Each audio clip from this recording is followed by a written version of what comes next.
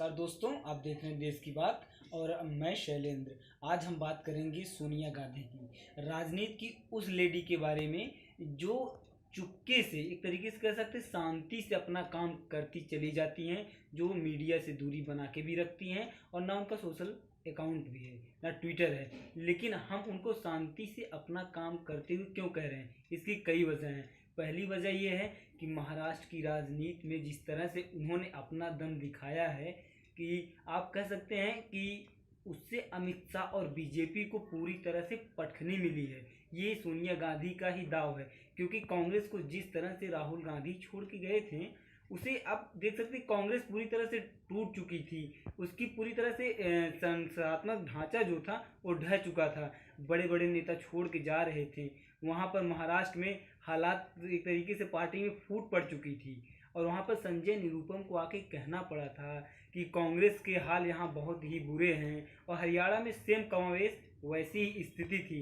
Election हुए और उसके बाद रिजल्ट आया। रिजल्ट आने के बाद कांग्रेस वहाँ की चौथी पार्टी बनी। पहले पे बीजेपी, दूसरे पे शिवसेना, तीसरे पे एनसीपी, चौथे पे कांग्रेस। लेकिन देखिए वक्त का परिवर्तन, बदलाव, दौर की हम बात कर सकते हैं कि शिवसेना और बीजेपी में फूट पड़ा, और जो कि सीएम पद को लेके फूट पड़ा। कौन सोच सकता था कि कांग्रेस और शिवसेना एनसीपी एक हो जाएंगे और सरकार बना लेंगे? बहुत सी चीज़ें रही हैं।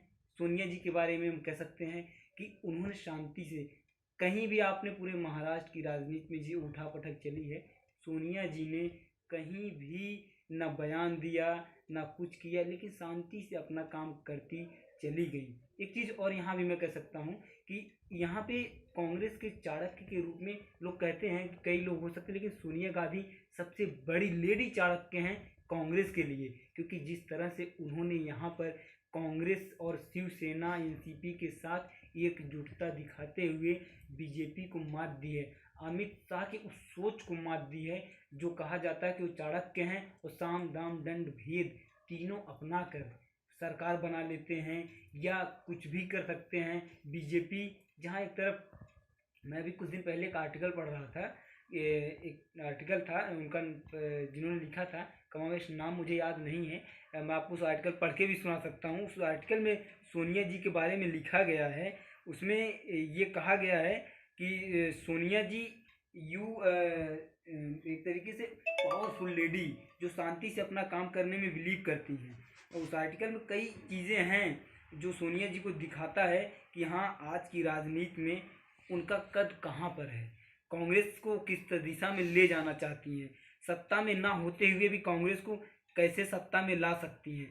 कहते हैं ना कि उस आर्टिकल की पहली लाइन ही है, हेडलाइन ये कि गूंगे विपक्ष के बीच सोनिया होने का अर्थ, इसका बहुत मायने है, बहुत ही ज़्यादा मायने निकाले जा सकता है। क्योंकि बीजेपी के आगे विपक्ष गौड़ हो चुका है, शून्य हो चुका है। ना विपक्ष सड़कों पे दिखाई देता है, ना विपक्ष संसद भवन में अपनी उपस्थिति सदन में दर्ज करा पाता है। कहीं भी विपक्ष नाम मात्र का रह गया है। लेकिन इस बीच अगर विपक्ष सरकार बना ले और कांग्रेस उसमें शामिल हो, ये बहुत बड़ी बात है। इसीलिए इस आर्टिकल का नाम दिया गया होगा, यही सोच कर उन्होंने दिया होगा कि गूंगे विपक्ष के बीच सोनिया का अर्थ। सोनिया के कई मायने हैं।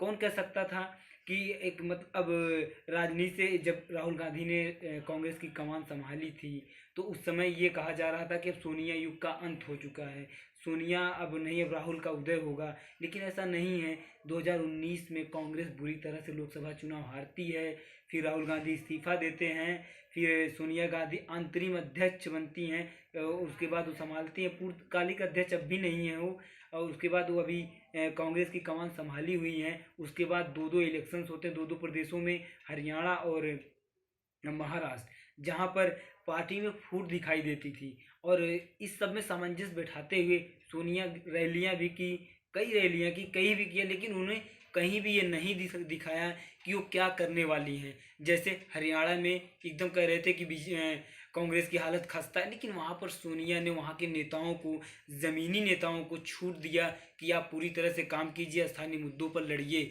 जो कि राहुल गांधी के ज़माने में कहा जा सकता है कि कम छूट मिलती थी, और जो इस समय वहाँ छूट मिला, यही हाल कमावेश महाराष्ट्र का भी रहा। वहाँ पर जो पूर्व मंत्री, कांग्रेस में वैसे काफ़ी ज़्यादा पूर्व मंत्री भी हैं महाराष्ट्र में, उनको छूट दी गई, वहाँ के स्थानीय नेताओं को छूट दी गई। उनसे कहा गया कि आप वहाँ के मुद्दों को उठाइए, आप ज़मीनी लड़ाई लड़ते रहिए, ताकि पार्टी को मजबूती मिले। इस इलेक्शन से हमको कोई नहीं मतलब नहीं है, हमें पता है कि हमारी हैसियत क्या है। लेकिन उस हैसियत के बीच अगर चौथी पार्टी होते हुए भी सरकार में आ जाए, तो ये सोनिया होने का ही बहुत बड़ा मतलब होता है। मैं उस आर्टिकल की दो एक लाइनें बता देता हूँ आपको पढ़ के, क्योंकि उसमें क्या है कि पंडित नेहरू लिखा गया है कि पंडित नेहरू नेता गलत कैसे साबित होते। बहुत सी बड़ी बात है, क्योंकि आप जानते होंगे नेहरू के बारे में कि नेहरू का एक अलग हो रहा है, कल काफ़ी लंबे तक पहले प्रधानमंत्री रहे, तो टर्म भी उनका अच्छा रहा है।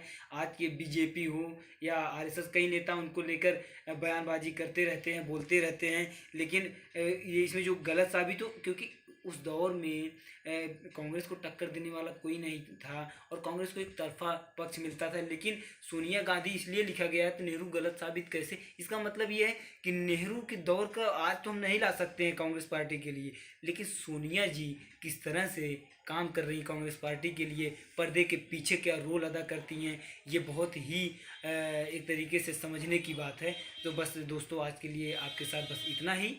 नमस्ते।